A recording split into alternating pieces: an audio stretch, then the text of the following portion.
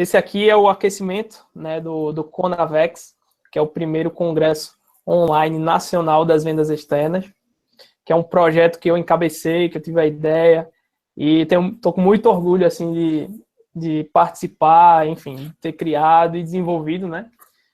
E conseguir juntar aí gente de alto nível, né? Gente de muito alto nível para passar o conhecimento, né? E a minha ideia, logo quando eu tive essa sacada, eu disse, cara, eu preciso ter, assim, pessoas muito boas de várias áreas diferentes, né? Porque eu acho que isso aí é o que você conseguir ter conhecimentos diferentes, você, às vezes, tem insights diferentes, né? Às vezes você sai um pouquinho ali da caixa, né? Sai um pouquinho daquele quadrado que você vive e aí, eu vou te colocar aqui. E aí eu disse, bem, vamos ter gente de vendas, vamos ter gente de persuasão, vamos ter pessoas especializadas em representação comercial, e por que não em direito, né? E aí quando eu participei lá do lançamento, né, do Joás, um amigo da gente, e aí você apareceu lá, eu disse, rapaz, esse cabo é bom. E aí falando, a gente se conheceu rapidamente, e eu, como bom cara de pau que ultimamente eu tenho sido, eu disse, bem, vou ligar, vou saber se ele topa fazer um hangout comigo para tirar as dúvidas aí das pessoas da área comercial, né? Com certeza tem muita gente aí que tem dúvidas sobre direito do trabalho, né? Os empregados, as pessoas têm dúvidas diversas. Eu coloquei algumas aqui, se surgirem novas, a gente faz, mas agora eu quero que você se apresente aí, Tiago Luna, do Direito Ensinado. Edvaldo, primeiro preciso agradecer a você a oportunidade de estar compartilhando o conteúdo que eu sei aqui com você, com os nossos espectadores e quem ainda puder assistir esse conteúdo desse webinário. Dar boa noite para todos vocês. E como já foi apresentado, né, eu sou advogado já faz um bom tempo. Inclusive, antes de terminar a faculdade, eu já me considerava advogado. Eu discorro muito disso nas minhas transmissões. E, inclusive, no curso de empreendedorismo, eu falo sobre essa parte de ser um advogado estagiário. Aliás, de ser um estagiário advogado, o período de você estar estagiando já na advocacia. Porque realmente eu comercializava os serviços de advogados, eu ia prospectar o cliente, eu prestava serviço, eu tinha um pouco de pós-venda. Sei bem como é isso aí, viu?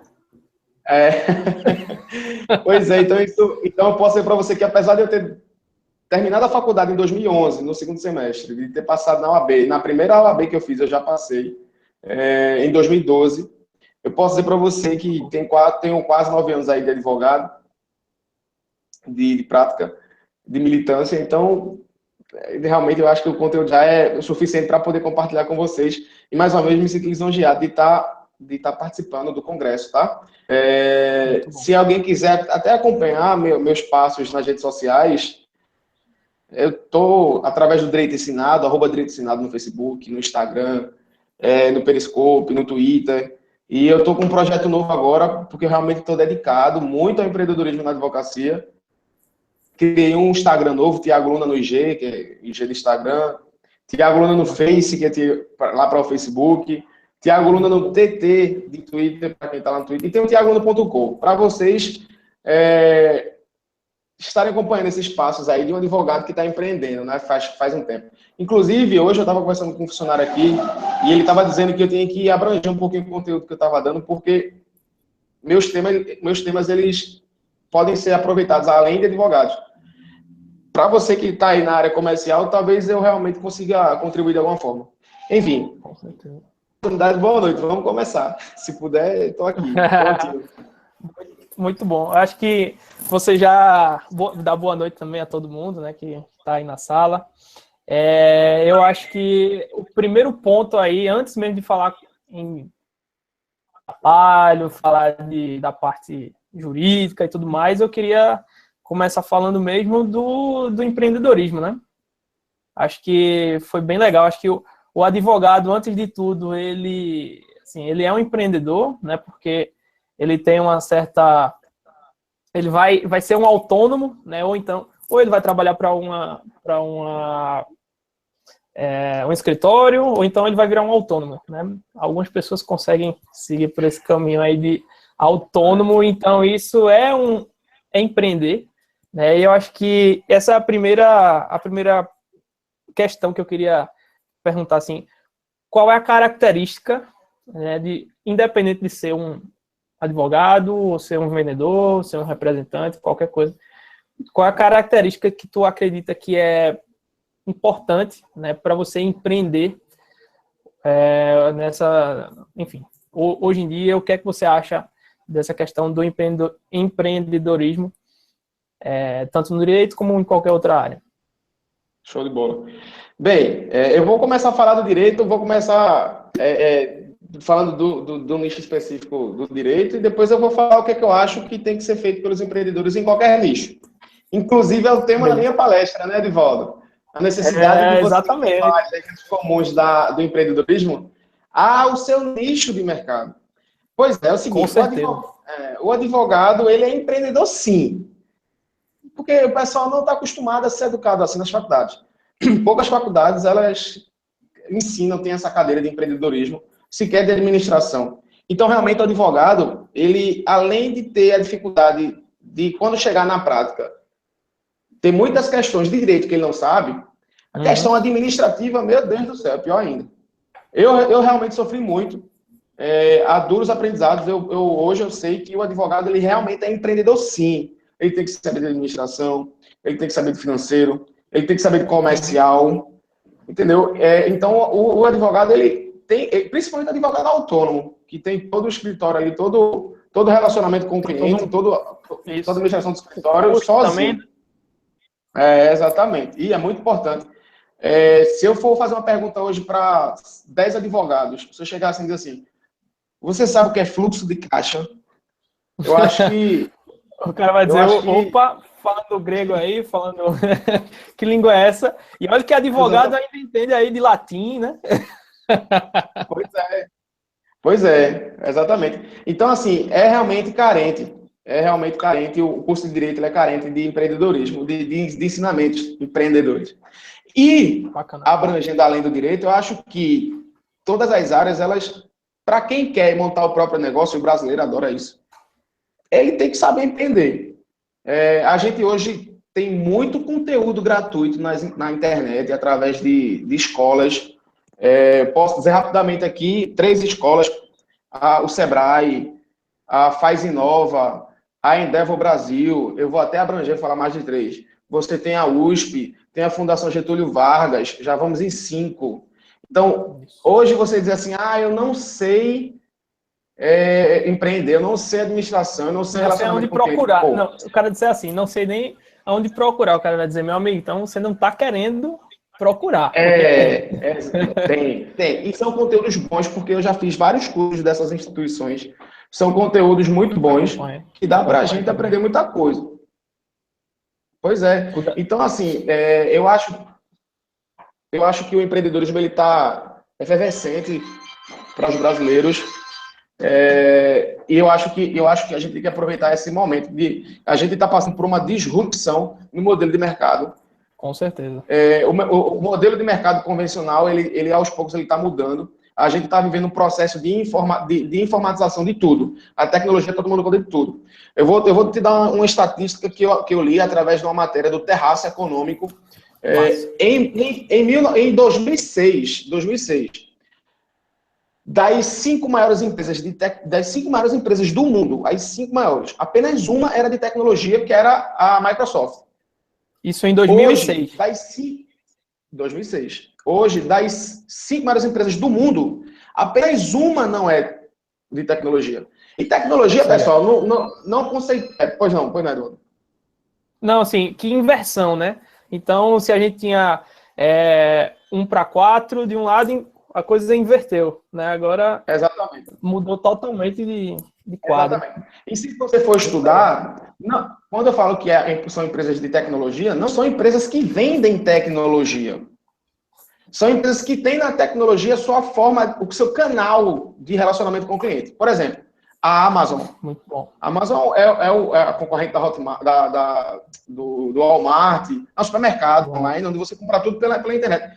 Eu não sei se você está sabendo, a Amazon está fazendo entrega de mercadoria através de drone. Isso eu vi um dia desse, um negócio totalmente inimaginável há, sei lá, um ano atrás, 6 meses atrás.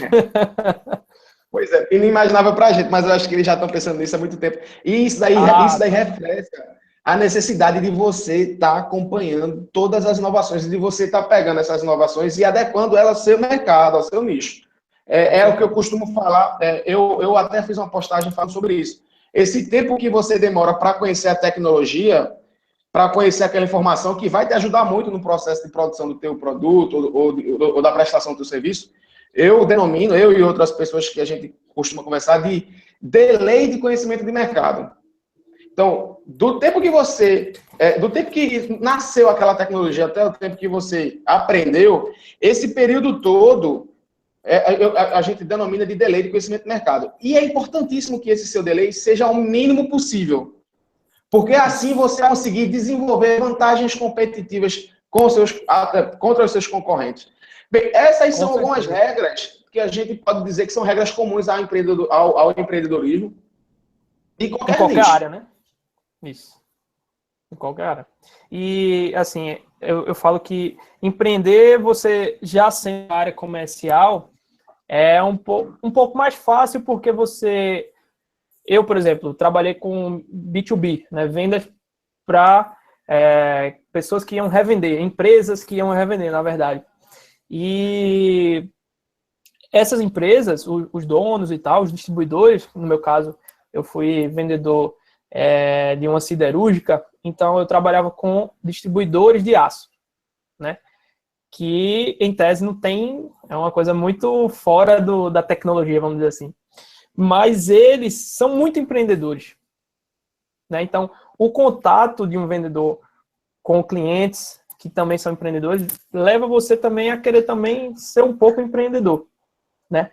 E, assim, eu acredito que para o advogado que a gente conversou, que tem toda essa questão de ser autônomo, de não ser, eu acho que deve ter alguma questão aí também de regulamentação, né, para vocês. Tem sim. A gente na verdade... É porque exatamente. Eu vou trocar a pilha do LED aqui, vou ver se funciona. Só um minutinho. Tá, tranquilo. Coloca a carregou para carregar. Pronto. Eu acabei ficando um pouco distraído. Melhorou, né? Eu acabei ficando distraído porque apagou aqui a LED. Então, deixa eu só confirmar se é isso que você perguntou. Beleza. Se existe uma norma dentro do direito para que a gente possa obedecer para deveres, um código de ética, talvez, para a gente entender. Foi isso que você perguntou? Exatamente. Na verdade, eu sei que existe uma regulamentação, mas eu não sei até que ponto. Então, até que ponto isso dificulta um advogado de empreender? Cara, tu tocou na ferida. Tu não tem noção da ferida que tu tocou. Não é ferida, não, é uma dor. A gente fala muito nisso, né? Dor. É um aberto, assim, é uma fratura exposta. Ó, a gente é educado, e vou ser sincero, realmente é realidade, a interpretar o nosso código de ética e disciplina da OAB, que inclusive acabou de ser lançado um novo, que ele restringe muito a advocacia. Por quê? A publicidade na advocacia, ela é muito diminuída quanto aos meios comuns de publicidade nos outros nichos. Por exemplo, a gente não pode colocar outdoor, a gente não pode fazer anúncios em mídias externas, em rádios. É muito complicado a publicidade. E a gente sabe que através da publicidade a gente consegue prospectar clientes, né? Isso. Então, você chega ao teu cliente, né? O advogado ele fica vítima de um marketing boca a boca. Entretanto, como tudo vem se modernizando, a advocacia não ia ser diferente. ela pode até dar alguns passos lentos, não acompanhar essa exponencialidade da tecnologia, mas ela vem sim se atualizando. Por exemplo, hoje em dia, a gente pode fazer um trabalho de marketing digital dos nossos serviços. Mas deixa eu explicar bem como é que funciona isso. A publicidade, ela é a alma do negócio. Esse é um adágio que todo mundo já sabe. Na advocacia não é diferente. A publicidade é uma alma do negócio, sim. Só que hoje em dia a gente passa a maior parte do tempo na internet. E a publicidade feita na internet é chamada de marketing digital. Então, o Código de Ética da OAB, o artigo 39 e seguintes, ele dispõe sobre a publicidade na advocacia. E um desses artigos, se não me engano, o artigo 41, artigo 46, ele fala do marketing em internet, ou seja, do marketing digital, inclusive da realização de eventos pela internet. Agora, esse evento ele tem apenas o fim de educar, não de puxar o cliente colocando Tiago Luna, consultoria jurídica. Não. Você está explicando, está educando, está colocando uma cultura jurídica naquela pessoa. Então, fica bem mais difícil de você prospectar. Ou seja, mesmo ela oferecendo alguns meios, são vários. Imagina que um ciclo de... A publicidade está aqui, isso tudo. Dentro dessa publicidade, eu só posso trabalhar com uma parte. E dentro dessa parte, eu tenho que ser muito criterioso, porque eu não posso vender o meu serviço diretamente, assim, publicamente. Ligue para mim, consulta, tal, não sei o quê. Não pode. E ou isso seja, daí é tudo... Deixa eu só dar uma alusão. Uma coisa que vendedores sempre fazem me compre, o meu mais barato, o meu melhor, vem aqui, vem comigo e tal. O advogado não pode fazer isso, né? Não pode. Agora sim, você falou um negócio que talvez que é outra dor também, que é a questão do aviltamento da profissão, que é quando a gente tem uma tabela que a gente tem que obedecer de preços. Só que os advogados, eles extrapolam o mínimo. Porque são muitos advogados. A gente tem, hoje no Brasil, mais de 1 milhão de advogados ativos. Então, realmente, é muito advogado. Você tem que pagar suas contas. Se você não infelizmente, não diminuir o preço do seu honorário, você não tem cliente. É aquela história, né? É aquela lei da economia. Oferta vezes demanda, né? Enfim. Então, assim, o direito, ele tem sim, assim como outros nichos, ele tem um regulamento a ser obedecido, sim. E, inclusive, é muito difícil. Alguns profissionais liberais de outros nichos, também é muito complicado, eu entendo. Na advocacia não é diferente, é muito difícil você ter meios para você prospectar, para você alcançar o cliente. Imagino, é um negócio que é interessante para a gente que é da área comercial, isso é muito diferente, né? Porque a gente é acostumado com o excesso de publicidade, propaganda, vem aqui, compre, o meu é melhor, o meu é mais barato, o do outro não presta. É o que a gente mais ouve no dia a dia de um vendedor da área comercial, é isso. As agências de publicidade expiram quando pegam. Por isso que não tem agência de publicidade com advogados aí. Advogado dificilmente, escritório dificilmente vai contratar agência de publicidade. Tem até, mas não é como outras áreas, né? Outros nichos. Entendi. O Reinaldo está dizendo aqui que não está conseguindo entrar na sala. Eu vou mandar isso aqui para... Deixa eu mandar aqui para Rafael. E eu também, infelizmente, não estou conseguindo acompanhar os comentários. Eu também, eu acho que... Mas a gente vai... Esse é o primeiro, a gente vai aprender aí para tentar dar uma melhorada. Por mim tem uns 10 aí daqui para o evento, tá? Vamos sim. É sério, eu gosto. E tem assunto, meu amigo, tem assunto para fazer assim, para fazer acho que 1 mês de webinário, né? A gente faz. Vou colocar aqui, tem gente que não tá conseguindo entrar. Tá. Deixa eu mandar aqui. Encaminhar. A próxima pergunta que eu vou te fazer é um negócio que é bem interessante, assim. Vendedor, na área de vendas existe um jargão, que vendedor é o advogado do cliente junto à empresa. Tá? Isso é um jargão que se usa muito na área de vendas. Eu sou o teu advogado na empresa, então assim, eu vou te defender lá na empresa. Assim, eu sou o teu guardião lá. Tem muito disso. E aí eu tava antes de fazer aqui as perguntas, eu me lembrei disso, né? Vou falar isso lá com o Thiago. Então, assim, o papel que a gente fala de defender o cliente, ele vai até um limite, né? Ele tem até um limite. Então, o cliente pode pedir coisas absurdas, né? E você diz, só dá para fazer até aqui ou até acolá.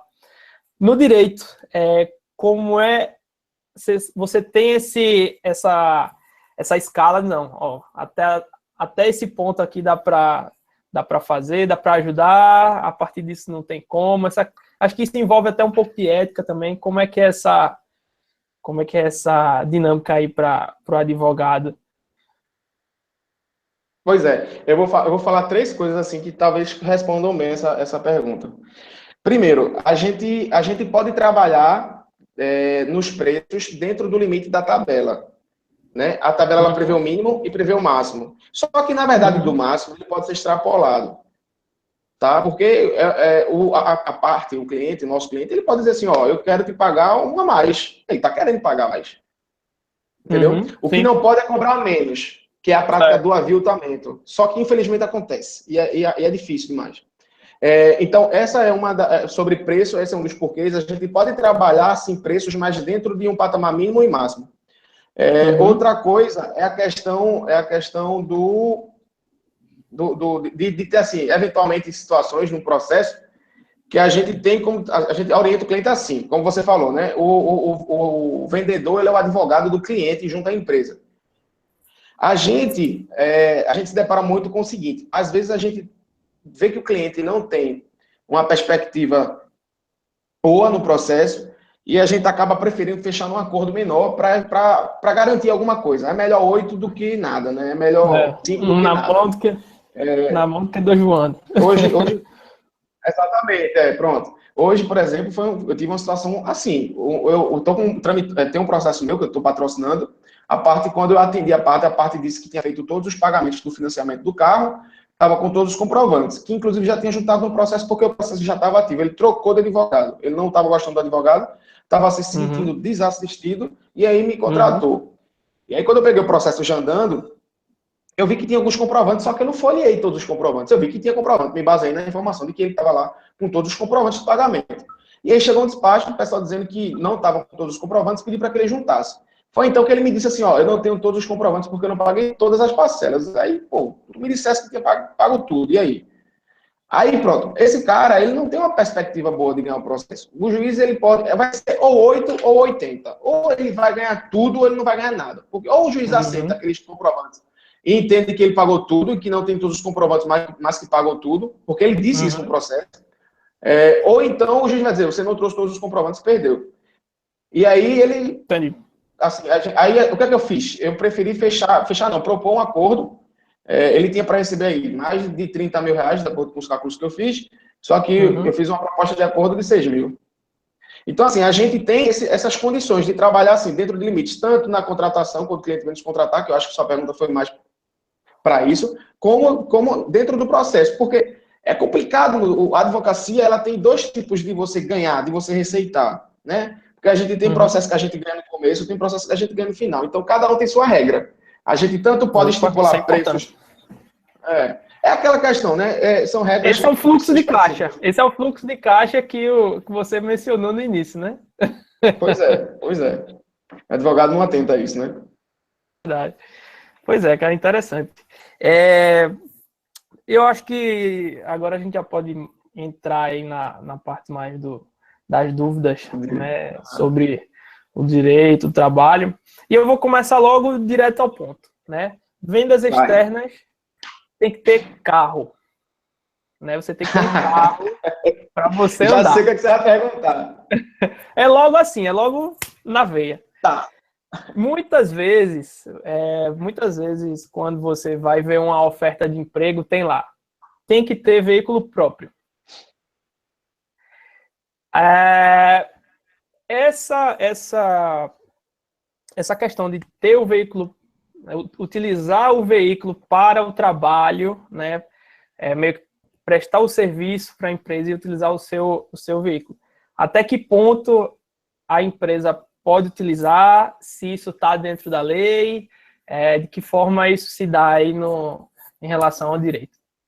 Acho que é a pergunta aí de todos os vendedores. Ó, show de bola, eu já sabia. Quando você falou carro, eu já sei que ele vai perguntar. Ô, Edivaldo, pessoal, prestem atenção. É o seguinte, a empresa ela pode colocar como pré-requisito, sim, que você tenha um carro e que você utilize até o seu carro próprio. Agora, a empresa ela tem, sim, que lhe remunerar, lhe dar uma ajuda de custo, porque você está utilizando o seu carro. E essa ajuda de custo, ela não se restringe só ao combustível, mas também à manutenção do carro. É comum as empresas estipularem um valor por cada quilômetro. E esse valor, ele abrange o combustível e a manutenção. Acontece o seguinte, aí é que está uma peculiaridade. Acontece muito o seguinte, tem empresas que dizem assim, olha, você... Fugindo até um pouco da sua questão, que eu acho que eu já respondi, que é a questão do carro, a necessidade. O empregador, ele pode exigir, sim, que você tenha um carro, só que ele tem que lhe gratificar, ele vai ter que lhe dar uma remuneração, uma ajuda de custo, tá? Reembolsar, agora, né, vamos dizer assim. Exatamente. Exatamente, vai ter que lhe reembolsar. Acontece o seguinte, tem muita gente que desobedece a ordem contrária. Ou seja... Opa! Travou. Ô, Thiago?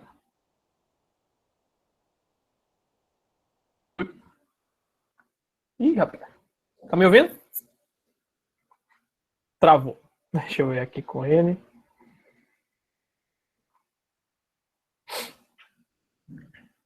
Galera, só um minuto que eu acho que a internet dele travou.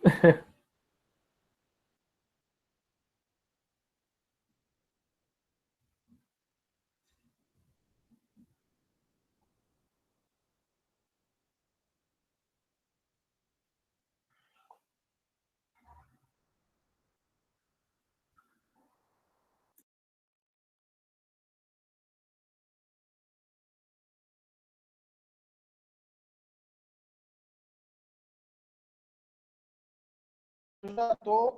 vê aí se eu vou ouvir. Estamos aqui. Vamos lá, simbora. Nada como um Pronto, telefone show. quando uma ligação quando não funciona a tecnologia, né? Pois é, bom, pessoal, peço desculpas, mas é porque a gente está trabalhando com internet e a gente não tem como garantir que a internet fique 100% durante toda a transmissão, a gente depende do provedor e tal. Mas sempre que cair, espera um pouquinho aí que a gente vai voltar e entra de novo. Isso aí. Então, considerada respondida a sua pergunta sobre a necessidade... Parou, deixa eu te falar até onde eu consegui ouvir. Você ia começar, você falou que é possível, mas o contrário, quando você ia dizer assim, o contrário não acontece, aí travou. O empregador, repetindo, ele pode exigir sim que você utilize seu carro, mas ele tem que lhe reembolsar pelas despesas que você está tendo. Agora, acontece o seguinte, muitas pessoas, elas são teimosas à ordem do empregador de que eles têm que ir de ônibus. O empregador faz uma ajuda de custo de transporte, mas para pagamento de ônibus.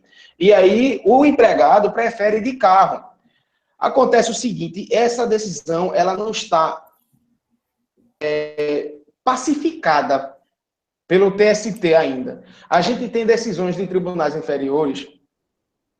O empregador disse que era para você ir de ônibus. Você está com seu carro próprio, porque quer. Ele vai pagar para você só o que ele disse que ia pagar. Bem como a gente também tem decisões de tribunais dizendo assim, não, mesmo que você prefira com seu carro, ele tem que pagar sua ajuda de custo sim. Porque de acordo com o artigo 2º da CLT, o empregador é responsável pelas despesas decorrentes da prestação de serviço. Ele que tem que se responsabilizar por todas essas despesas. Bem, o que é que eu falo para você empregado e para você empregador? Isso. Deixe claro, quando você for fazer o contrato de trabalho lá, que você for assinar a carteira de trabalho dele, faça um contrato de trabalho com as regras da empresa, para que ele perceba, ele coloque lá, que sabe que ele deve ir de ônibus e não de carro. E se, por algum acaso, ele ir de carro, faça uma advertência. Ele tem que ir de ônibus. Porque assim você evita uma futura demanda judicial. E para você, empregador, você fica numa situação difícil de você ganhar. Mas se você não tem um contrato, aí você já começa a se documentalizar com provas de que você tem o seu carro, que você está gastando X por mês, bem a mais do que a ajuda de custo, porque numa demanda, eventualmente, você possa ganhar alguma coisa. Mas de não existir um entendimento pacificado já, uma tese do Tribunal Superior do Trabalho, já existem precedentes, ou seja, há um processo aqui, outro processo ali, dentro do TST. Só lembrando, pessoal, que a gente tem as varas do trabalho, tem o TRT, que é o Tribunal Regional do Trabalho, e depois a gente tem o TST. O TST Boa. só é subordinado ao STF, tá? Vamos lembrar isso Uhum. aí. Então, os tribunais superiores devem ser obedecidos pelos tribunais inferiores. Então, os tribunais inferiores eles têm que obedecer ao TST. E o TST, pacificado alguma tese acerca desse tema, já tem precedentes no sentido de aceitar a interpretação do artigo 2º de que o empregador ele é responsável pelas despesas e ele tem que lhe restituir, sim, das despesas que você tem, mesmo que, sob a ordem de uma determinação de que você tem que ir de ônibus, você prefira ir com o seu carro. Então, vocês se documentalizem, tanto empregador como empregado. No direito em si, para qualquer coisa, vocês têm que se documentalizar. Muito bom, muito bom. Acho que isso aí já tirou aí uma dúvida de muita gente, né?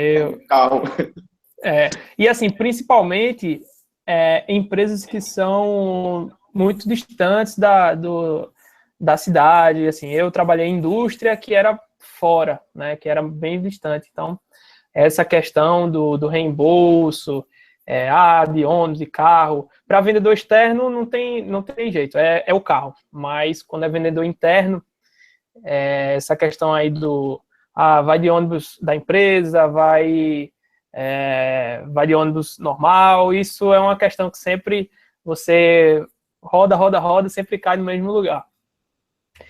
Mas... Se eu puder responder... Não, pode falar. Me perdoe a intromissão, porque eu quero deixar todas as dúvidas solucionadas aqui. Não, claro. O que você está falando aí é muito comum. O que você está falando é muito comum. Ele foge um pouco do vendedor externo, porque o vendedor externo ele tem um veículo próprio, ou então um veículo público, mas ele tem lá, como ele não é submetido à jornada de trabalho, ele não tem que ir para a empresa para depois ir, bater cartão, não sei o que, enfim. Isso a gente vai explicar depois, se houver oportunidade ou houver dúvida.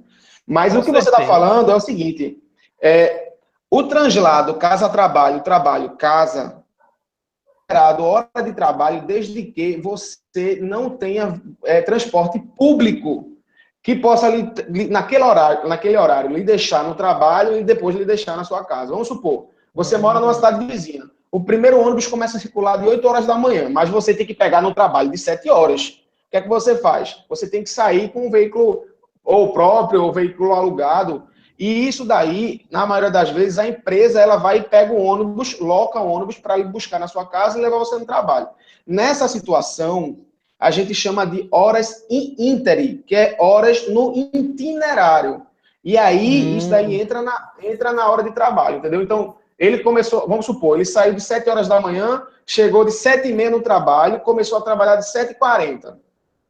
A horinha que ele demorou para chegar, bem como demorou para voltar, isso daí entra, sim, na jornada de trabalho, isso é computado como hora de trabalho. E isso aí, guarda que eu acho que isso aí vai ser assunto da pergunta que eu vou fazer daqui a pouco. Que é falando sobre hora. Show. Quem estiver assistindo aí, aguarde um pouquinho, que daqui a pouco eu chego lá. Bem, vamos voltar um pouco para a questão do veículo. A gente já falou do veículo próprio. Eu já tive a oportunidade de trabalhar das duas formas. Veículo próprio e veículo alugado. Né? No veículo alugado, acho que é um pouco mais fácil de entender, mas tem também a questão do... Como é que a gente chama? Acidente, enfim. Se acontecer alguma coisa lá com o veículo, né, se a responsabilidade é da empresa, é do condutor, até que ponto isso chega a ser, enfim, essa questão da responsabilidade é compartilhada, é de um só, porque no meu caso, eu trabalhei com um veículo alugado e alguém fez um risco bem grande assim no carro. E aí, quando devolveu, eu não paguei nada, assim, a empresa não descontou de mim. Mas eu fiquei em dúvida, tipo, será que, antes de acontecer, será que eu era o responsável por ter pago aquilo? Será que a empresa não fez certo? Enfim, os custos e os de um carro alugado, como é que funciona tudo isso aí dentro do direito? Pois é, o Edivaldo, essa situação a gente vai aplicar a mesma situação para os carros próprios, mas no sentido de você perceber que você é um preposto, você é um funcionário da empresa, você é parte da empresa. Quando você está à disposição e no exercício das atribuições da empresa, prestando aquele serviço de vendedor externo, a empresa assume os riscos que você está assumindo. Por exemplo, você sai, você está submetido a um assalto, a um acidente. A empresa ela tem que cobrir tudo isso. Obviamente que lá na frente ela pode reingressar contra a seguradora dela. Vamos supor que ela tem algum seguro aí. Ela não, certo? Ela não descontar de você, tá? E aí ela vai e pede a adjudicação de regresso para ela ser compensada da seguradora dela. Mas essa locadora que você alugou o carro, não houver disposição contratual nesse contrato de locação, você não responde pelos danos causados ao carro, não. Tá? Mas aí, deixa eu só explicar também o seguinte. É bom que tudo isso esteja claro no contrato. Deixa eu só te interromper. Assim, eu não sei se isso muda alguma coisa, mas no caso, o contrato lá estava no meu nome. Assim, a empresa pagava, mas lá estava no meu nome. Então, isso muda alguma coisa? Não muda. Não muda desde que esteja evidenciado que o propósito da locação é a prestação de serviço à empresa X, que é o seu empregador. Se você alugou o carro, é o seguinte, como não existe uma previsão legal, a gente tem que aplicar a interpretação analógica de outras decisões. Eu não vi uma decisão assim ainda para o caso que eu vou dar. Por exemplo, que eu vou dar mais para vocês se sentirem mais esclarecidos. Eu acredito que, vamos supor que você alugou um carro na Localiza e aí você tem uma entrega para fazer em Ipojuca, no centro de Ipojuca. E aí você vai lá e entrega. Vamos explicar para quem não é de Pernambuco, né? Ipojuca é uma cidade aqui próxima de Recife. Exatamente. E Ipojuca, pessoal, é uma cidade da região metropolitana que é onde fica Porto de Galinhas. Isso, a imaginação agora sim. Agora ficou bom. Vê só.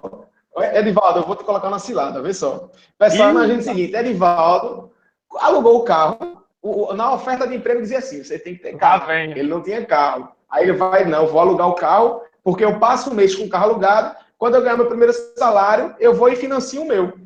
Aí Edivaldo vai e tira o carro alugado lá na loja. Aí a primeira entrega é aonde? Ipojuca. Aí lá vai Edivaldo. Ipojuca, o centro não é litorâneo. Aí vai Edivaldo e entrega. Aí, ao invés de voltar para casa, Edivaldo prefere dar um pulo em Porto de Galinhas. Dá aquela desviada da rota, né?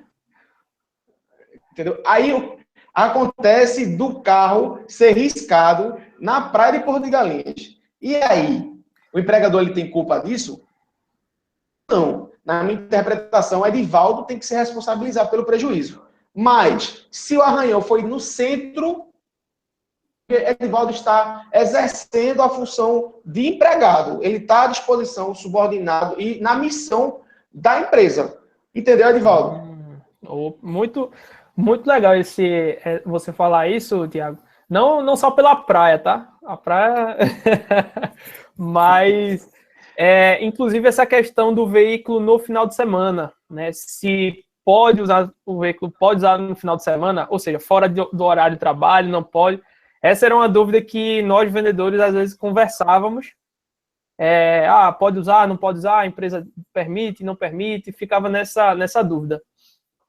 Eu tenho a solução, a resposta agora. Se o carro for da empresa, e se a empresa dizer que você não pode, não pode. Se o carro for seu, você fala o que quiser do seu carro. Não, o meu carro, no caso do meu carro, tudo bem. Nesse caso, o carro era alugado pela empresa. Mas a empresa a empresa não falava nada em relação a não usar. Mas muitas pessoas ficavam com receio te utilizar e, enfim, acontecer alguma coisa fora do horário e ser responsabilizado, entendeu? Entendi. Aí é o que eu vou dizer para você. Certamente a empresa vai ser responsabilizada se não houve uma previsão no contrato de trabalho se podia ou não utilizar o carro alugado durante os finais de semana. Por quê? Julga sem benefício do Tá trabalhador. cortando. Princípio. Opa, Oi. cortou um pouco. Tá ouvindo? Tô ouvindo, mas cortou na hora que você falou. Repete só esse último que você estava falando. Não Tá. consegui ouvir. Se a empresa, o empregador, pecar mais uma vez em não prever no contrato de trabalho e o carro alugado pela empresa à disposição do seu empregado, é possível utilizá-lo nos finais de semana, fora do horário de expediente. Se ela não prevê isso daí e aproveitando disso, vai e sai com o carro e usa pessoalmente no final de semana, como existe essa previsão, o que é que o judiciário vai fazer? De acordo com o princípio da hipossuficiência do trabalhador, vai julgar, assim, em benefício dele, a decisão menos prejudicial para o trabalhador. Então, o empregador, mais uma vez, vai ter que arcar com as despesas. Isso tudo porque não está prevendo no contrato de trabalho. Isso tudo porque a gente sabe que o empregado ele é o queridinho do justiça do trabalho, ele tem os privilégios por conta da hipossuficiência dele. Eu vou explicar o que é hipossuficiência. É porque, para a justiça do trabalho, o mais forte é o empregador, que tem um lucro maior do que o empregado. Entendeu? Muito bom, muito bom. Acho que foi bem esclarecedor aí, deu para tirar muitas dúvidas em relação a veículo, né? Você que, assim, isso é legal, Tiago, não só para esclarecer para o empregado, né, para o vendedor, no caso, como também para o gerente e o empregador, né? Que muitas vezes falta um pouco de informação no próprio empregador, né, no próprio gerente que está ali conduzindo o vendedor, a equipe de vendas externas. Então foi importante você falar isso para logo de início ele deixar isso claro no contrato. Agora, uma dúvida, vamos supor que ele não tenha feito isso no contrato de trabalho, mas ele posteriormente ele falou ou ele deixou algum documento, né, deixou claro que a regra da empresa é não usar o carro no final de semana, mas ele não colocou no contrato. Isso é válido no direito? Não é válido? Vamos supor que ele passa uma circular pedindo para que vocês assinem que receberam a circular que informa isso, que é proibido utilizar o carro durante o final de semana. Você está ciente de que não pode. Se você está usando, você está desobedecendo a ordem da empresa. Você é subordinado à empresa. Você tem que obedecer o que o seu patrão está dizendo. Muito bom, muito bom. Então, já sabem, hein, galera? Nunca mais usar o carro no final de semana se eles não mandarem. Não, vai ter prejuízo. Muito bem. Agora vamos para a parte, né, que eu mencionei há um tempo atrás. Controle de jornada, né? Vendedor externo sabe sim. Que não tem horário fixo, né? Mas, assim, ele sabe porque alguém falou, não porque um advogado disse.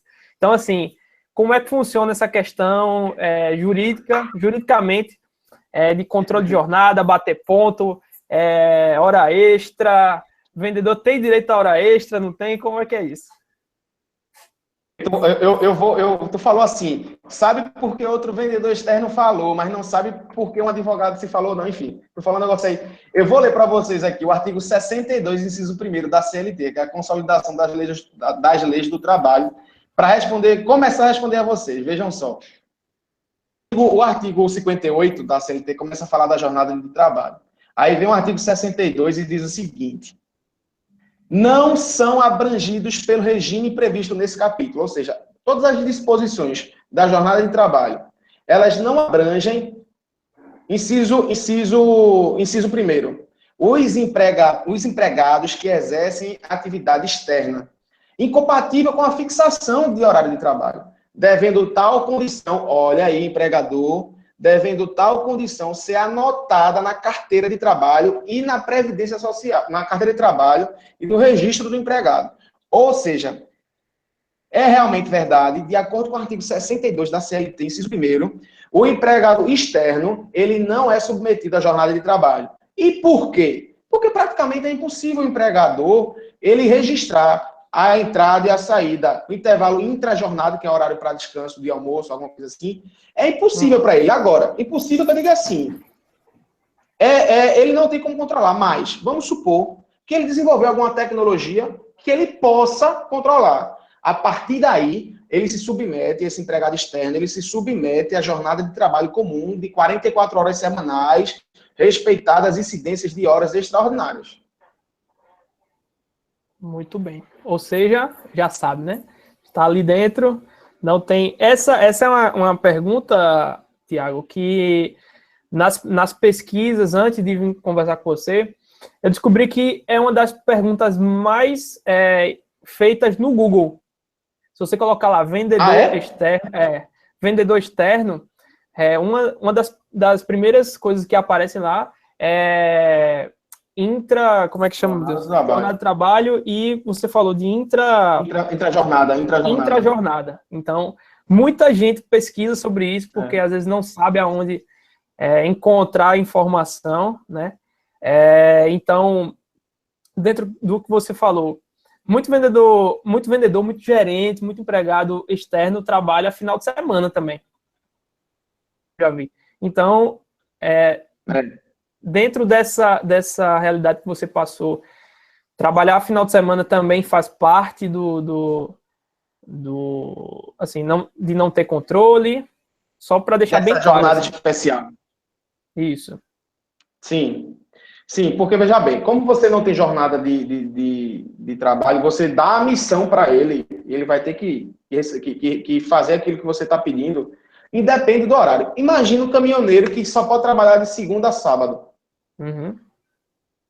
Domingo ele não vai rodar, não? Agora, lógico, ele tem que ter o descanso, ele tem que ter o descanso semanal remunerado, lógico, isso aí é lógico. Mas vamos supor que ele preferiu descansar numa quarta-feira. Entendeu? Aí ele tem total necessidade de dever, não tem problema nenhum, ele trabalha no domingo. É como se todo dia fosse uma segunda-feira.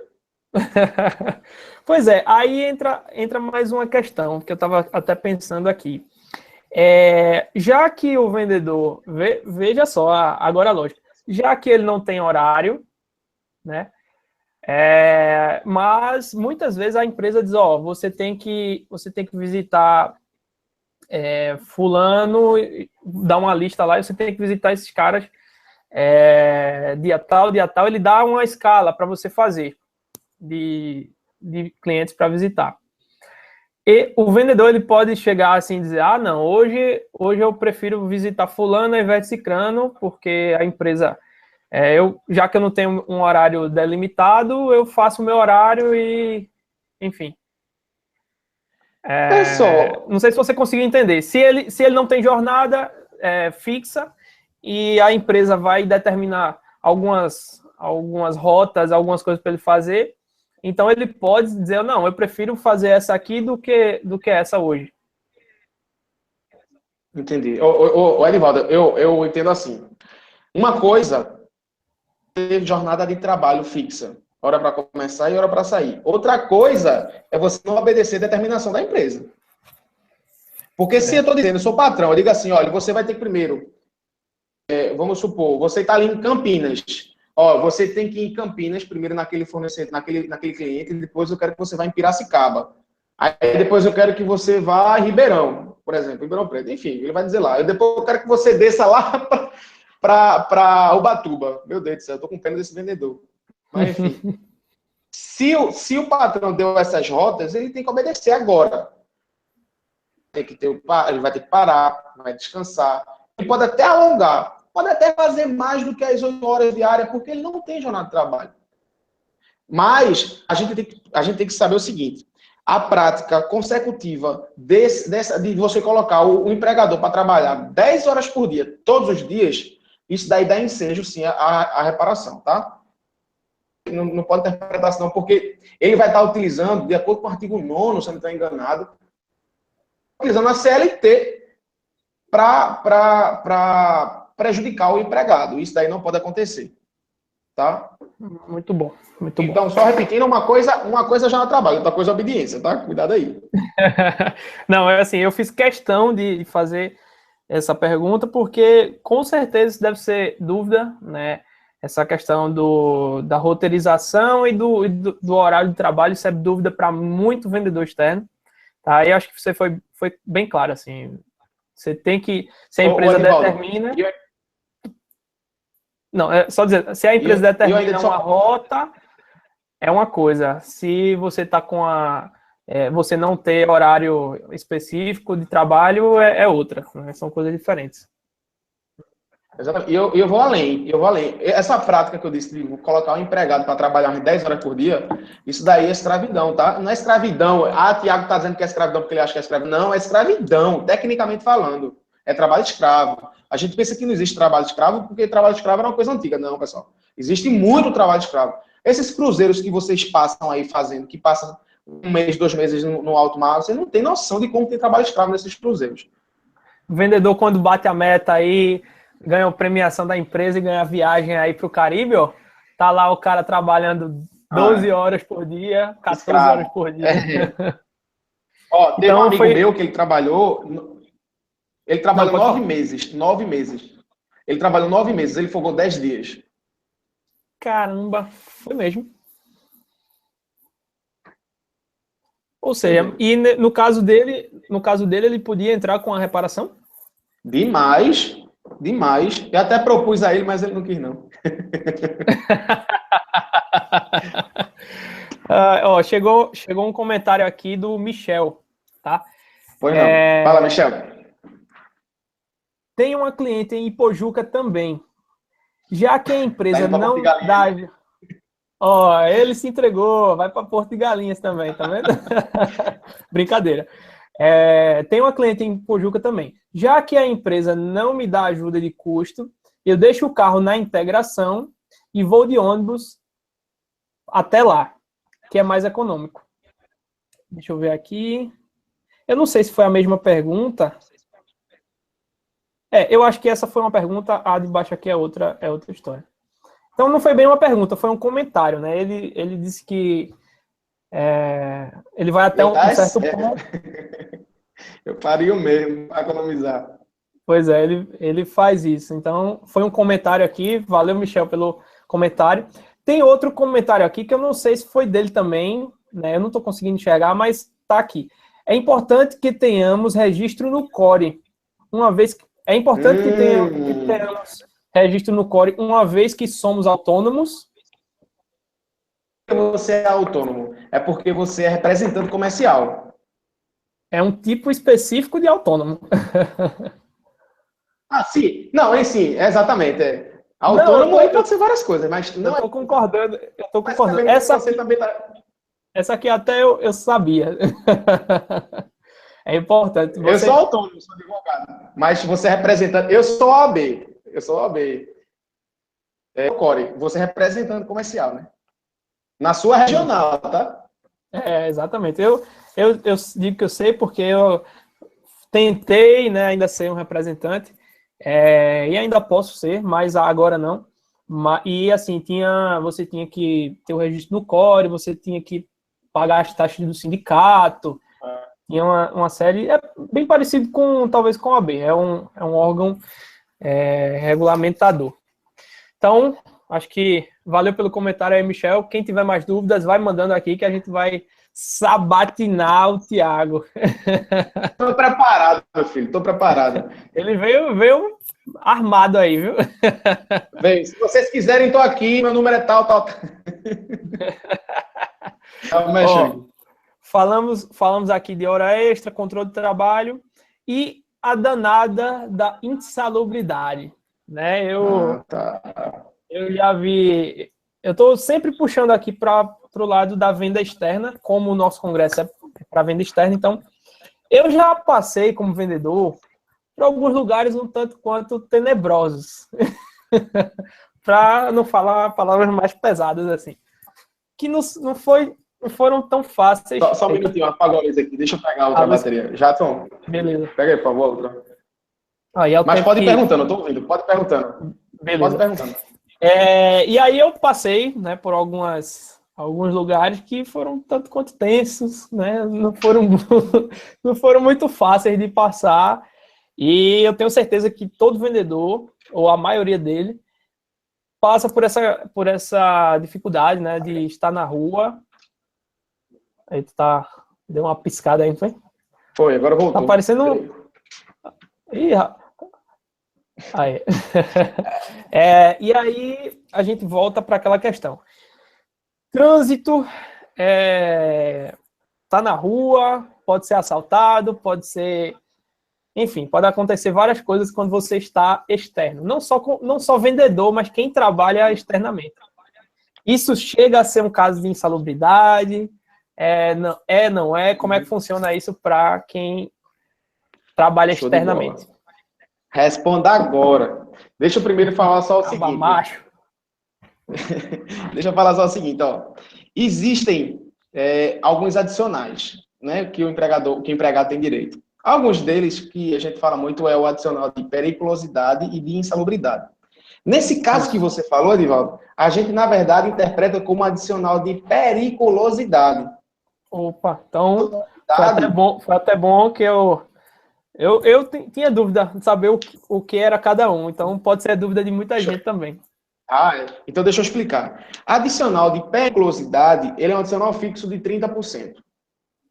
O salário. Vamos supor que você recebe um salário de R$1.000 e tem a ajuda de custo de 200 e tem uma gratificação se atingir a meta de mais 200 e tem mais outra gratificação de 200, recebe R$2.000, mas o seu salário base é R$1.000. Esses 30%, ele vai incidir em cima de R$1.000 só, e não de 2.000, tá? Isso daí é o adicional de periculosidade, que é para uma atividade que ofereça um risco à saúde, à vida do empregado. Mas é até um pouco parecido com o insalubridade, com o adicional de insalubridade. Mas a diferença é a seguinte: o adicional de insalubridade é mais típico para reagentes químicos, por exemplo. O cara que trabalha numa petroleira, por exemplo. O cara que vende algum produto químico, por exemplo, e que tenha contato, tá? Ele tem o direito de receber adicional de insalubridade.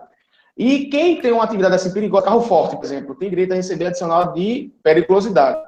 Existe, o Ministério do Trabalho, ele tem algumas normas regulamentadoras para consertar, para conceituar o que é cada adicional ou outro instituto trabalhista. O adicional de insalubridade, ele é regido pela norma regulamentadora número 15 do Ministério do Trabalho.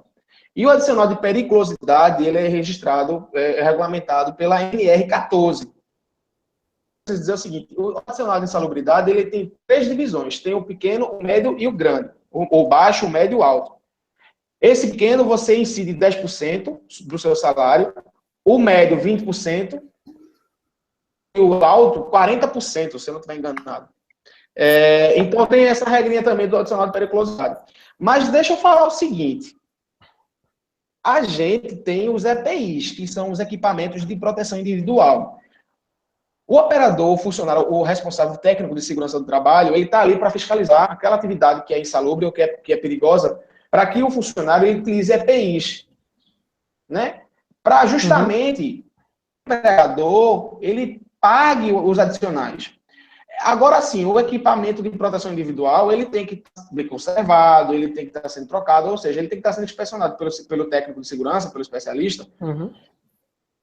Ele previna o empregador de pagar o adicional, os adicionais, entendeu? Então, eu já cansei de ter reclamações trabalhistas de que a pessoa tinha um contato insalubre, um soldador, por exemplo, ele tinha contato com solda, é uma atividade perigosa, e aí a gente coloca como perigosa e não como insalubre, porque ele tá um risco concreto, né? E não um risco químico, vamos dizer assim. Associe, não que seja só questão química insalubre, mas associe que a grande maioria é questão química. E a questão de periculosidade é a questão de perigo, de assalto, de roubo, de várias coisas assim, de contato físico. Então, uma solda, ela é enquadrada no adicional de periculosidade. Mas, quando você oferece ao empregado os equipamentos de proteção individual, ele tem que utilizá-los, né? Se ele não utilizar, isso daí pode dar causa de advertência e, consequentemente, rescisão do contrato de trabalho por justa causa do empregado. Então, assim, você tem ali o risco, mas você está utilizando os EPIs, então, na verdade, você não tem o risco, então o empregador ele não vai ter que pagar adicionais para você. Tá? E para o caso de vendedor externo, que está submetido a situação de acidente de trânsito, situação de assalto ou de roubo, isso daí, infelizmente, é uma questão de segurança pública e não uma questão de segurança do trabalho. Tá? Logicamente que quando a pessoa ela sofre algum roubo, algum acidente, por exemplo, principalmente acidente de trânsito, num translado casa-trabalho, trabalho-casa, ele tem que ser reparado sim. Mas, por exemplo, foi assaltado, roubaram o carro do cara, a empresa não tem que arcar. Quem tem que arcar é o empregado, juntamente com, se tiver, sua seguradora. Beleza. Isso já aconteceu comigo, tá? De questão de assalto durante o horário de trabalho. Foi o seguinte, eu fiz um evento num cliente, quando eu voltei, foi justamente, não sei se tu lembra, foi naquele dia da greve da polícia, que foi um pandemônio aqui em Recife, que foi aquele monte de assalto, então. Pois é, foi um negócio meio... Só que assim, eu tinha visto, mas eu estava trabalhando. Quando eu saí do cliente, eu abasteci o carro era meu, e assim que eu saí do posto, que entrei na outra rua, 4 caras vieram, me assaltaram, e aí eu tava com notebook da empresa, tablet, celular, tava com som, que era do evento, tava com projetor da empresa, eu tava assim, eu tava com tudo dentro do carro. Tá? A empresa não cobrou nada do que, enfim, foi um assalto e tudo mais. Então, por isso que eu fiz essa pergunta, né, dessa questão da periculosidade, porque realmente o vendedor está exposto a alguns perigos que podem ser trabalhistas e, como você falou, podem ser questão de segurança pública, né? E aí eu vou usar esse seu exemplo para dizer o seguinte: se a empresa tivesse cobrado de você, ela estaria errada. Porque você não é culpa sua, entendeu? É diferente de você ir para Porto de Galinhas. Como o meu amigo Michel aí, tô brincando, né? Mas aí eu anotei aqui, você falou em acidente, né? Você mencionou acidente, você pode ser reparado pela empresa? Pode, desde que esteja no translado, trabalho, casa, trabalho. Eu estava, final de semana passado, conversando com um amigo meu, a gente estava no churrascão, no domingão, aí ele estava falando assim, a gente estava conversando sobre direitos trabalhistas, e aí eu estava dizendo a ele justamente isso, esse translado, casa, trabalho, casa, a gente não pode ser dogmático de dizer assim, vamos supor, o cara ele mora numa casa, e a 3 quilômetros é a empresa dele. Só tem uma reta, uma avenida só. Então ele tem que pegar aquela reta, porque é o lugar mais econômico para ele, lógico, né? Vamos supor que um colega do trabalho dele diga assim: Fulano, vem me buscar aqui em casa. Vamos supor que, imagine o seguinte, eu não sei se vocês estão me enxergando bem. Esse ponto aqui onde ele mora, esse ponto aqui onde ele trabalha, tá? E aqui em cima, nesse terceiro ponto, é a casa desse amigo do cara, né? Vamos supor, Edivaldo, Tiago e o direito assinado. Empresa. Aqui é a casa de Tiago e aqui é Edivaldo. Para ir para o direito assinado, é só pegar essa reta aqui e cheguei no direito assinado. Só que Edivaldo diz assim: Tiago, vem me buscar aqui para a gente ir para a empresa junto, porque meu carro está na oficina. Aí eu busco Edivaldo e vou para a empresa. Gente, eu estou indo para a empresa, só que eu não estou pegando o caminho mais perto, mas eu estou indo para a empresa. Se acontecer algum acidente daqui para a casa de Edivaldo, da casa de Edivaldo para a empresa, eu estou dentro do meu trajeto, eu estou dentro do translado casa-trabalho. Então, eu tenho que ser reparado. É diferente do que eu estou aqui em casa, vou para a casa de Edivaldo. Aí Edivaldo fala assim: Tiago, vamos ali logo na casa da minha tia, que eu tenho que entregar um dinheiro para ela. Jogar aqui e volta para a casa da tia de Edivaldo. Para depois voltar para a empresa. Vamos supor que aconteça um acidente aqui, da casa de Edivaldo para a casa da tia dele. Eu não estou no meu trajeto do trabalho. Então, esse acidente, o juiz certamente vai interpretar que não foi no translado casa-trabalho, trabalho-casa, e você não vai ser reparado. Entendi. E, Tiago, até o Rafael deu uma dica aqui. Pessoal, se alguém tiver dúvida, manda para cá, tá? Fala o que é que você tá achando, se o áudio tá bom, se o vídeo tá bom. Isso aqui só tem sentido se você participar com a gente. Então, participa aqui, coloca teu comentário. E o que eu ia te perguntar, Thiago, você falou do trajeto. Ai, meu Deus, esqueci o que eu ia te perguntar. Enfim, esqueci o que eu ia te perguntar, mas era sobre o trajeto. Daqui a pouco vou falando aqui, daqui a pouco a gente volta para essa questão do trajeto. Vamos lá, que o papo tá ficando bom. Já vamos aí em 1 hora e 20 minutos. A gente atrasou um pouco, então tá em 1 hora mais ou menos. Por problemas técnicos, não foi atraso nosso, problema do verdade. Registre-se. Verdade. Uma dica para quem é vendedor aí, sempre quando dava algum problema assim na entrega do produto, sempre não, tô mentindo, mas às vezes a gente usava, o sistema que deu problema aí, tal, culpa sempre o sistema que sempre dá certo, tá? Eu quando trabalhava no Bradesco, eu ouvi de um cliente assim, o computador veio para solucionar os problemas que a gente não tinha. É mais ou menos isso. É isso aí. Vamos lá. Desvio de função.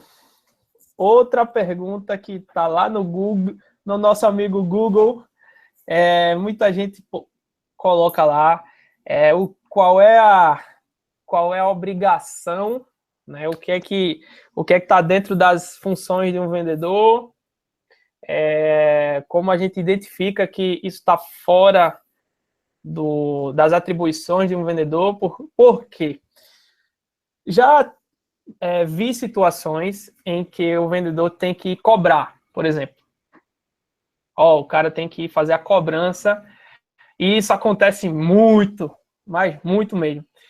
Então, assim, cobrança é um desvio de função para um vendedor externo? Boa pergunta. Eu acho que essa pergunta também muita gente tem.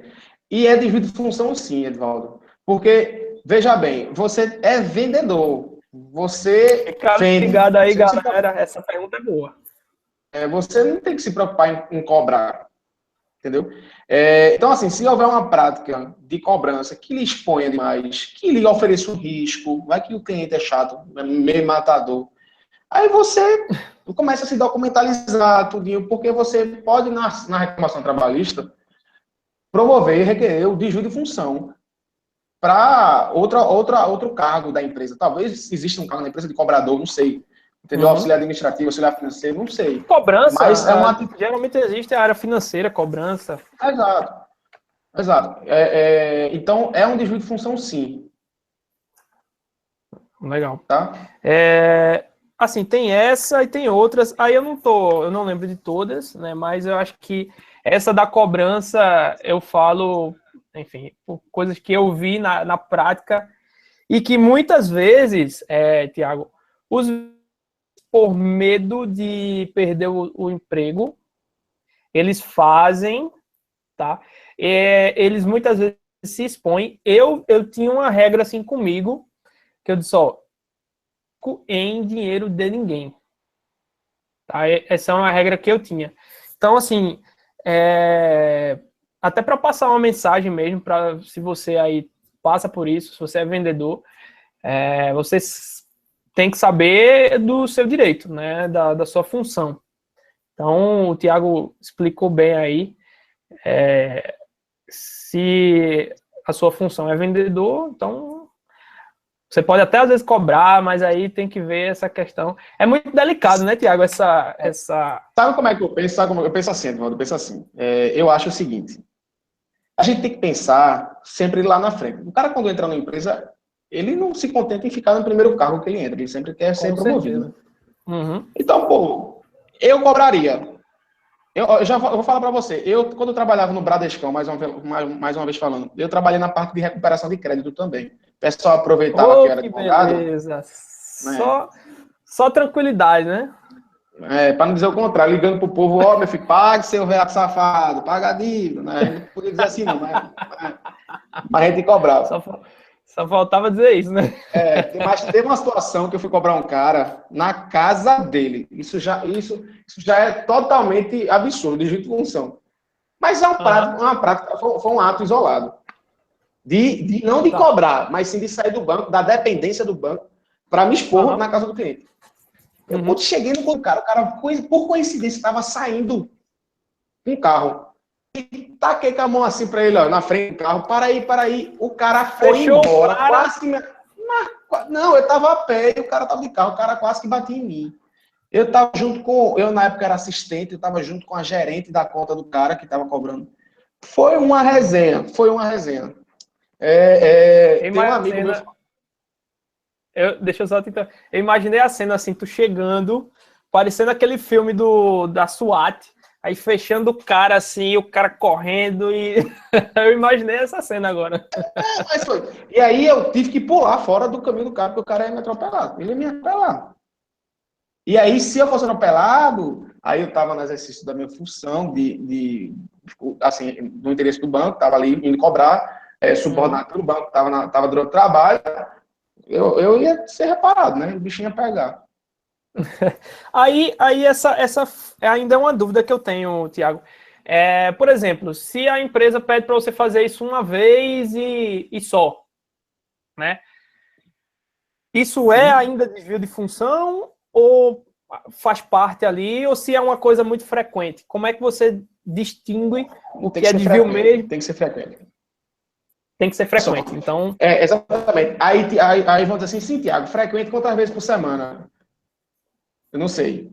Sabe por quê? Eu sou advogado. Se eu estiver representando o interesse da empresa, eu vou dizer que 3 vezes é pouco.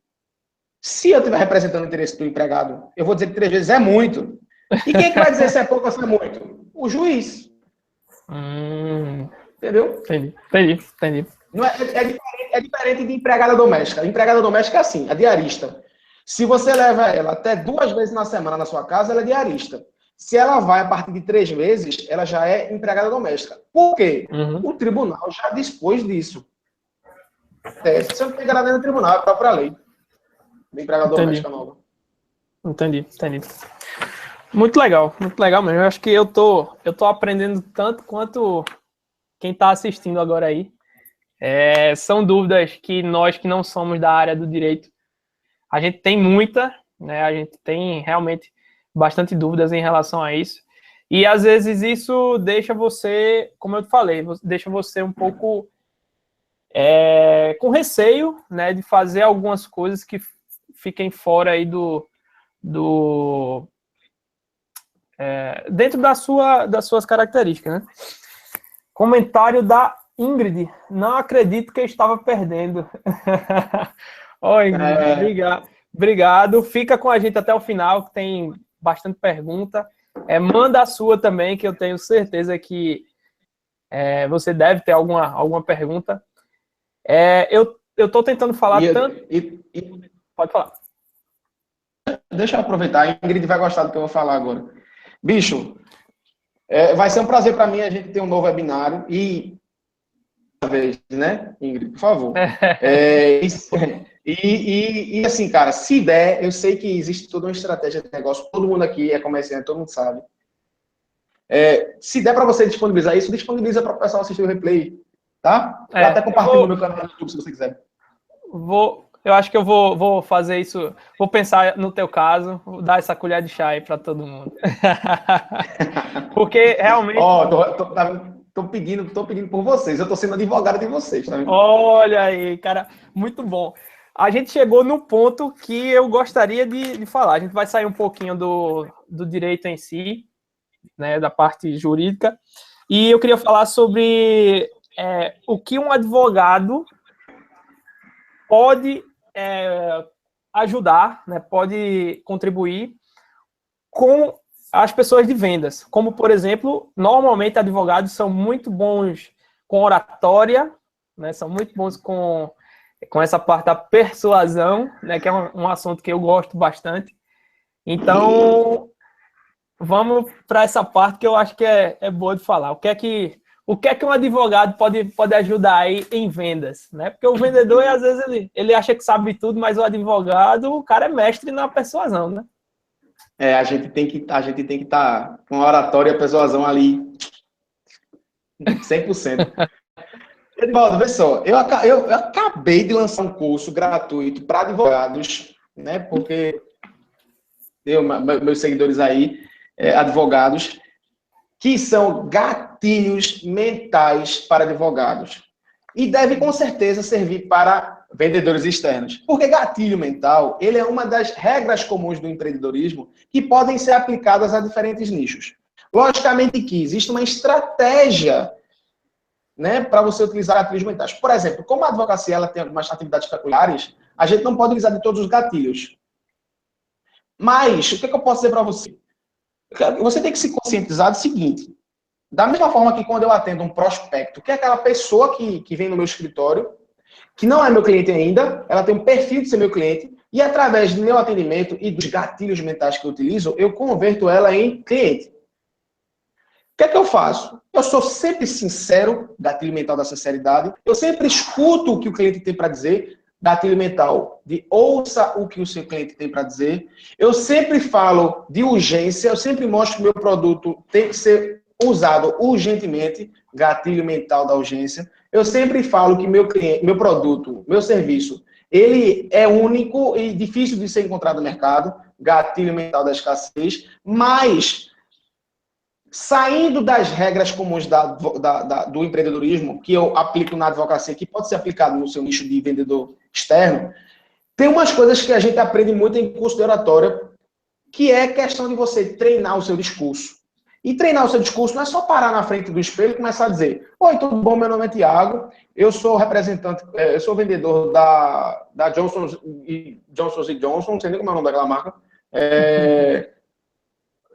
E aí, vamos ridicularizar aqui, né? Porque eu acho o seguinte: para as coisas ficarem fixadas na memória, a gente tem que ser ridículo.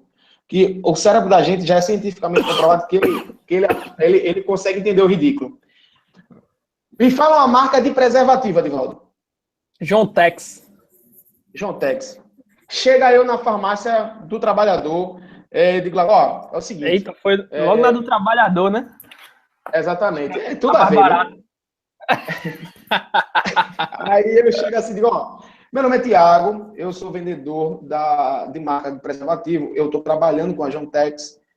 E aí você continua todo aquele discurso que você treinou. Mas não é treinar só falar. Você tem que treinar isso daqui também, ó. Eu estou me vendo aqui agora, tá? O que é que eu estou fazendo? Meu nome é Tiago, eu sou vendedor da Jontex, que é aquela marca de preservativos que tem Caio Castro ali como garoto propaganda. Pois é, eu estou passando para dizer que a gente está com um projeto especial, a gente tem dado uns descontos aí para novos clientes, enfim, o que for.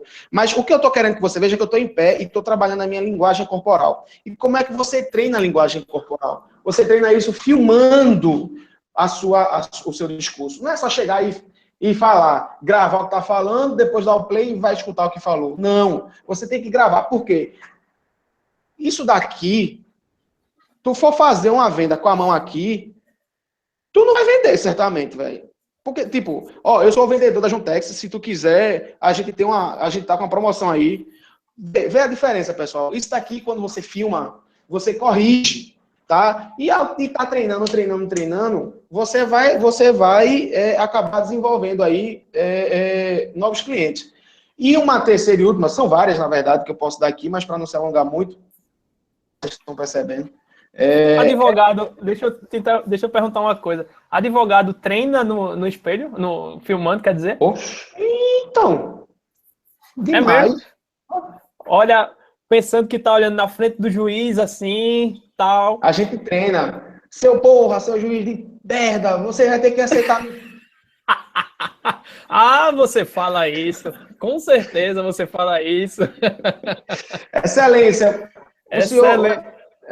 Não, para você dizer... É aquela história, expectativa e realidade, né? A expectativa é você... vou falar, esculhambar. A realidade é excelência, né? Por obséquio e não sei o quê. Eu costumo... Quando tem alguma coisa assim que o juiz... Eu estou percebendo que o juiz está sendo abusivo, eu não sei se dá para vocês utilizarem isso nas vendas. Talvez se o cliente estiver sendo muito abusivo, assim, tá dizendo, sei lá, bater papo, você... Pronto. Olha, isso é uma coisa que nunca acontece, é um cliente ser abusivo. Nunca, nunca eu nunca vi. Alguém aí já viu um cliente ser abusivo? Eu acho que é o que tem demais, né? Pois é, vamos supor que você vai cobrar o cliente, aí o cliente começa a dizer: você está me expondo, isso não é possível, está lá no Código de Defesa do Consumidor, você não pode me expor durante sua cobrança. E você não está expondo, ele está falando aquilo ali, querendo aproveitar a sua hipossuficiência para deixar de ser hipossuficiente e começar a ser hipersuficiente, né? Hiper. Aí você faz o seguinte, eu costumo dizer isso muito ao juiz, quando eu percebo que o juiz está um pouco abusivo, eu digo assim: excelência, perdão pela minha ignorância, mas aonde que está previsto essa atitude do senhor? Ou então eu digo: excelência, por gentileza, da mesma forma que o senhor exige que seja respeitada, que sejam respeitadas as suas prerrogativas, eu tenho as minhas e queria que o senhor respeitasse. Por que você pode personalizar isso para a sua gente? Você vai dizer: perdão pela minha ignorância, senhor, mas aonde é que está disposto que isso daqui é uma atitude vexatória, que eu estou cobrando o senhor de forma vexatória? Pelo contrário. Ou então você pode dizer o seguinte: perdão, senhor, o senhor está dizendo que eu estou desrespeitando o direito do senhor, mas o senhor, em contrapartida, também está desrespeitando alguns direitos meus. Então vamos manter um respeito. Isso numa situação assim tensa, que a gente não pode perder a cabeça. Uma agressão não pode ser respondida por outra agressão. Eu sei que às vezes dá vontade do cara dar uma tapa na cara do cliente, mas a gente não pode fazer isso. Então, pessoal, o que eu tenho para dizer é isso. E por último, tenha um discurso elevador pronto ali, tá? Você, às vezes, dependendo do que você vende, você está numa mesa com amigos, chega um amigo em comum que você não conhece, o cara pergunta: o que é que tu faz? Já responde dizendo o que é que tu faz. Por exemplo, o cara vai chegar para mim hoje e dizer assim: e aí, tu é advogado, né? O pessoal falou que tu é advogado. Tu advoga em que área? Eu já tenho um discurso pronto. Eu sou advogado nas áreas do direito civil e direito do trabalho. Mercado concorrido, né? A gente tem mais de 1 milhão de advogados ativos. Por conta disso, eu acabei tendo que desenvolver algumas vantagens competitivas. Por exemplo, lá no meu escritório, a gente tem alguns benefícios para o cliente. Ele nos acompanha nas diligências dos fóruns, bem como a gente guarda um dia, no mínimo por mês, para ligar e informar como é que está o andamento processual dele. Assim, ele não se sente abandonado. Bem, se você quiser acompanhar se você quiser entrar em contato comigo, toma aqui meu cartão, segue a gente lá nas redes sociais. Neymar Júnior, escritório de advocacia. Tem um discurso pronto, isso tudo mais rápido, né? Muito bom, muito bom. Espera aí que tem que dar palma aí, que você deu um discurso mesmo, foi quase um show aí, pô. Muito legal, eu acho que isso vale demais, assim, para quem é da área de vendas. Claro que os termos são diferentes, mas a ideia é a mesma. Né? Às vezes eu até brinco que como eu estava participando lá com o Joás, né? E assim, é interessante como os negócios e as coisas estão evoluindo, como a gente falou logo no início. Então, assim, tem muita gente hoje boa, passando conhecimento, fazendo negócio na internet, né? Que esse é um dos objetivos que eu quero passar para quem está assistindo, é que você consegue fazer negócio 100% online e consegue trazer cliente também pela internet. Então, eu ajudei, né, um amigo, que é um amigo em comum, que é o Joás, que é do OAB Nunca Mais, e eu fiz o lançamento com ele, vi como funciona por trás das câmeras, né, que é muito trabalho, assim, eram 12 horas por dia às vezes, mas foi legal que eu vi os termos, né, eu senti a diferença mesmo entre a minha área, que vendas é muito assim, muito informal, vamos dizer assim. As coisas são muito mais informais, apesar de a gente estar sempre muito bem vestido e tal, mas com o cliente a gente é um pouco mais informal, porque isso gera mais empatia, né, com o cliente. Mas eu achava engraçado os termos, né, que os advogados usavam lá nos e-mails, que eu chegava assim para Joás e eu disse: bicho, eu não estou entendendo nada que esse cara tá falando aqui, porque o cara jogou tanto adjetivo que eu vou colocar no Google Tradutor direito. Excelentíssimo senhor doutor juiz de direito da vara do caralho de asa. É cada coisa dando. Pessoal, eu estou falando palavrão porque isso é de mim, tá? Peço desculpas se vocês estão sentindo, não falo. Mas é porque eu acho o seguinte, é como o Edivaldo acabou de falar. O direito ele é muito formal. Para quê? Para quê? Formalidade tem que ser ali na petição, porque realmente a linguagem formal, ou o português culto, ele vai ser interpretado ao mesmo português de qualquer região do Brasil. A gente vive num país grande demais. Se você chega no norte e você fala uma coisa que não tem nada a ver com o mesmo conceito lá no sul. Então, o direito ele tem que ser realmente culto, porque o português culto, ele vai ser falado culto, vai ser o mesmo no norte ou no sul. Mas é porque eu sou muito informal, eu gosto de deixar o negócio transparente, eu acredito que quebrar o gelo é importantíssimo. Para negócios, vocês sabem disso, que quebrar o gelo é importantíssimo. Então, por isso que eu falo assim. Muito bom. É isso aí, eu também falo assim, viu? Só para deixar registrado. É. Muito bem, muito bem. Deixa eu ver se tem alguma pergunta aqui. Eu me concentrei tanto aqui que eu terminei esquecendo de ver as perguntas. A Laura falou aí, ó. Ótima tática. Muito bom, Laura. Obrigado. Acho que tá gostando aí das táticas de persuasão aí Show. do Thiago. É, Eu também tenho alguns vídeos, não sei se você tá cortando um pouco aí. Eu também tenho alguns vídeos aí falando de táticas, né, de persuasão e gatilhos mentais também. Eu acho que isso é um assunto que, pô, tem que ser estudado, tem que ser